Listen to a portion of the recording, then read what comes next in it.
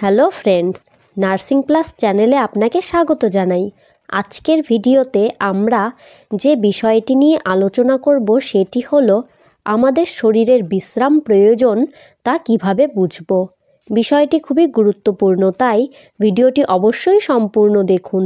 আর আপনি যদি আমার চ্যানেলে নতুন হন তাহলে চ্যানেলটি অবশ্যই সাবস্ক্রাইব করুন। আমাদের শরীর কিন্তু সবসময়ই সংকেত দেওয়ার চেষ্টা করে কখন বিশ্রামের প্রয়োজন, যদিও আমরা অনেক সময়ই সেসব উপেক্ষা করে থাকি।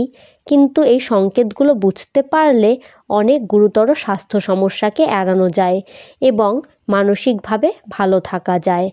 আপনি যদি ক্রমাগত ক্লান্ত থাকেন, এমনকি ভালো ঘুমানোর পরেও, তাহলে বুঝতে হবে আপনার শরীর পুরোপুরি সুস্থ নয়।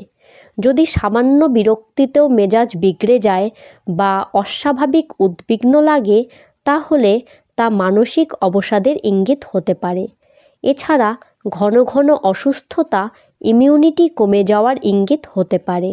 মনোযোগে সমস্যা বা বিস্তারিত মনে রাখতে না পারা শারীরিক ও মানসিক উভয় দিক দিয়ে অতিরিক্ত পরিশ্রমের ফল হতে পারে। মাথা ব্যথা, পেশি ব্যথা বা পেটের সমস্যা অতিরিক্ত চাপের কারণে শরীরের প্রতিক্রিয়া হতে পারে। শারীরিকভাবে অতিরিক্ত পরিশ্রম করলে বা কোনো কারণে মনের উপর বেশি চাপ পড়লে অনিদ্রা বা ঘুমের ব্যাঘাত ঘটতে পারে।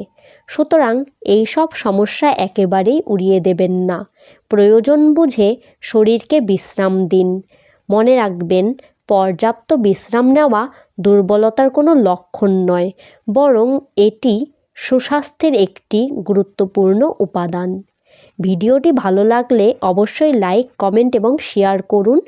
আর এরকম আরও ভিডিও পেতে আমার চ্যানেলটি অবশ্যই সাবস্ক্রাইব করুন। Thank you.